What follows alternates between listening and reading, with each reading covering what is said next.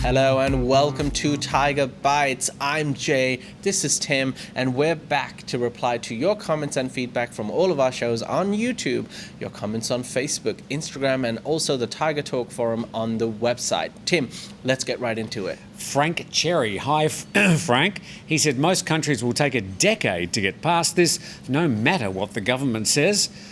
Frank, I'm inclined to agree with you. I don't think we're going to see anything like what you would call normal tourism around the world, including here in Thailand, for at least a decade. Let's hope I'm wrong. Right. And you are wrong too. Yeah. I've decided to start off on a positive note. I've got a comment here from Fran who says, I've spent at least 40 months in the kingdom. I usually pay tourist prices because I'm not effective at bartering. I've seen Farangs that can get Thai prices because they're effective at understanding Thai culture. I'm not. But so what? Tourist prices are still great. Thailand is one of the greatest places on earth. Great weather, prices, super nice people, food, sights, fishing, city and country, beaches, rivers, mountains, and more and more and more.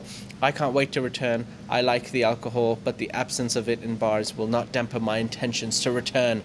The ever so optimistic Fran Ram. Do we have time for anything else? Wow. Thanks, Fran. I got lost in there. Joseph Vikre says, whatever Thailand does won't work very well. The country is a train wreck. Yep. That's kind of what I like about it. Well, I think, Joseph, you're probably sort of right. The things that attract us to Thailand are some of those things that don't normally sort of go the way that we're used to. And it's all those little things, those little absurdities that make it such a memorable place to live and in many ways such a delight to live. So, I'm sort of on your side, Joseph.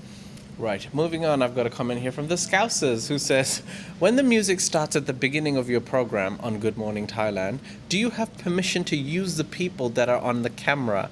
You know, the people that are walking, especially the woman who looks right at the camera, if you know what I mean. He's talking about...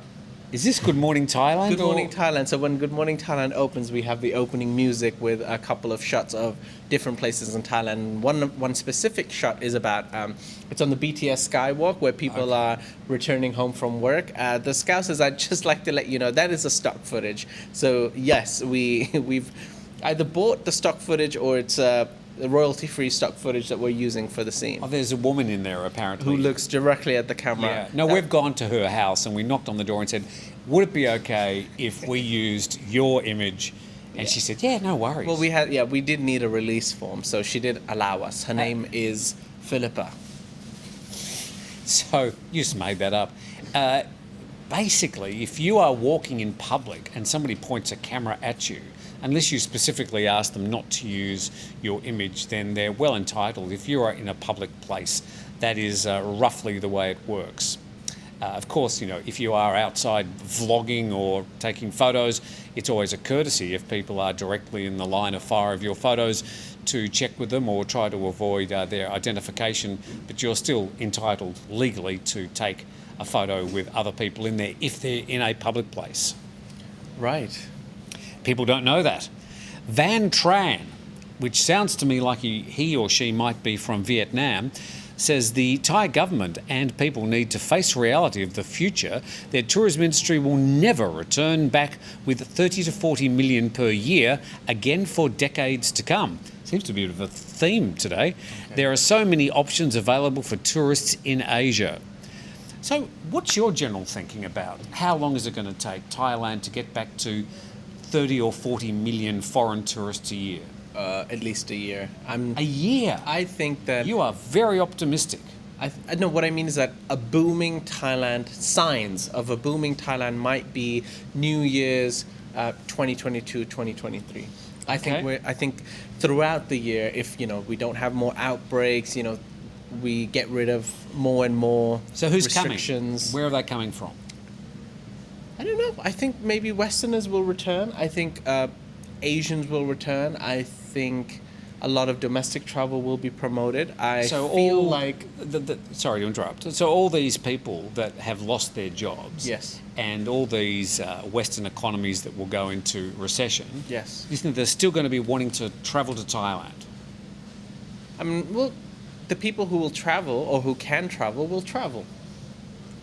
Okay. Right? I mean, not everyone who travels is necessarily, rich or has a lot of money. So what I mean is it's going to take at least a year for those flight prices to go down, for those hotel prices to be affordable, for restrictions and everything to be getting, to get rid of. And also, a year might give those people some time to save up to get a breather. So hopefully New Year next year. Yeah, and there's also a thought that there's a lot of pent-up demand for people. They've just been locked up for 18 months and they just want to get out and travel. So we don't know what's going to happen. I think it's going to take a while. You are much more optimistic, and let's hope Jay's right and I'm wrong. Let's do that. Now, next, Ken Moynihan. He's back. But the reason I decided to take this comment is because he says, the backdrop looks great. Oh, really? The backdrop looks great. Ken. Thanks, Ken. But the shirts. Oh, no. But the shirts. Ha, ha, ha. Well, the shirts yesterday. Yes. I mean, you were sort of dressed out of a Monty Python sketch about lumberjacks. I guess. I'm a lumberjack and I'm okay. And you are Mr. Flower Man. Yeah. With his endless flower shirts. I saw one comment that said, you look like a San Francisco flower man or something. Yeah, well, every time I see a sort of a flowery shirt, I buy them these days because I know people either like to hate them or they love them, so at least I get some sort of rise out of you. I have to say, in normal life, I never wear these shirts. Right. Really, I don't. Alastair Munro says, hopefully the opening rules for the November 1 will be announced before the November 1. Getting a bit tired of all the rumour news. Yeah, it's not easy for us. Obviously, we are hamstrung by what comes out of the Thai government, various ministers. They do sort of run the public relations a bit by, let's throw it out there and see what the reaction is. And then there's also a situation where sometimes one minister comes out with one announcement and another minister from another department comes out with something different, and it makes our job very confusing. But as far as November the 1st is concerned, everything we've spoken about up to now has not been gazetted. In other words, the Thai embassies around the world will not know, or they may know, but they can't approve things under the new November the 1st rules because it hasn't been officially rubber stamped by the Royal Gazette. So, there's going to be a little bit of confusion. People saying, oh, but I applied and... So, good luck if you are coming to Thailand in or around November the 1st. There is going to be a little bit of confusion, and hopefully there's going to be a certain amount of understanding by officials when you get here. Right, moving on. Tim. Yes? I've been alerted by the Thaiger police. Oh, yeah? There's been a complaint on record, and you, sir, need to stand on trial. Uh-huh. I have a comment here from Matthew Brunke who says, Tim, you hijacked my lumberjack Jay joke yesterday. I think I heard you use it 5 or 6 times in 2 programs today. Not even a comment on Thaiger Bites. You clearly claimed it as your own. Shame, shame, shame. Might have to add a copyright in the future. As far as the lumberjack thing, I just looked at Jay yesterday and thought he looked like a lumberjack. I didn't see your comments. What's his name? Matthew Brunke. Matthew, I'm sorry. If I did, I would have quoted you saying, Jay looks like a lumberjack, and I agree. But I didn't see your comment, so we both had the same idea. I think we are both on the same wavelength. Right. So that is your speech and your defense, and we shall wait to see what the results and the jury decides. I'm innocent. All right. I've got 3 quick-fire questions that I'm going to do, but let's have one from you first. Antony Sidney, also known as Retro Bike Restorations, a bit of a plug there for Antony, I think. I can see this digital pass for Brits being a right ball ache. Brits only get a silly bit of card that states when you were vaccinated and what batch number. Most self-employed Brits refuse the National Health Service app as it's flawed, he says, and resulted in you losing work if someone farted in the same street as you. So, there you go. Right. Not much to say about that. Thanks, Antony. All right. It had the word farted in it, so I thought I'd read it. Jeff Tennessee says, Too much chit chat at the start. Just get to the news. Well, Jeff, I'd just like to say this is essentially a chat show. A talk show, also known as a chat show. So it would be difficult to have a chat show without a chat. It's also nice, when we say hello, to say hello to you and hello to each other because, it's polite. Yeah. Also, please use timestamps. If you notice, we also have timestamps on Good Morning Thailand, so you can click on the part you'd directly like to view. So there's a pointer. We'd also suggest that you watch the whole thing from start to finish, really. Come on, Jeff. You know you like it. Anyways. It's only 20 minutes. I wanted to ask you about this, like words like chit-chat. I think it's from a famous comedian. I forgot his name, but words like chit-chat make sense together. But broken apart, we know what a chat is, but what's a chit? You can't have a chit, but you can have a chat. Okay. Right, moving on. Things that concern you. Yeah. Michael Dawn says the Thailand Pass is supposed to replace the COE. There's been almost no information about this app, which is required for November 1st. I've not been able to find it. With only 12 days to go, how can they open? This is why people are very critical of the Thai government. Well, the Thailand Pass isn't an app. It's obviously something that you will click on.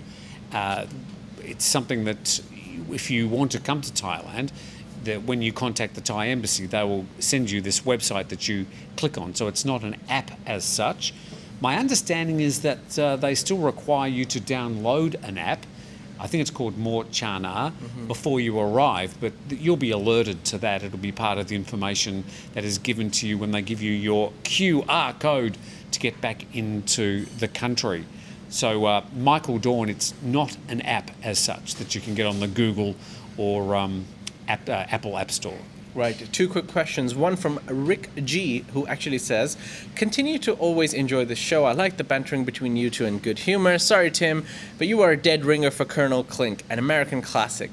Jay, I dare you to bring an eye monocle and get Tim to wear it. I'll become a Tiger Legend member if you do it. Rick, I'm going to hold you to that, but we're currently at 94,000 subscribers. If we reach 100,000 subscribers, I've promised 2 things. We're going to do Good Morning Thailand in a Gilligan's Island special, and we're going to do Thaiger Bites in a, what's the show called again? Hogan's Heroes. Hogan's Hero special with Tim wearing an eye monocle. So we're going to be dressed as Nazis? No. Yeah, that'll go down really well.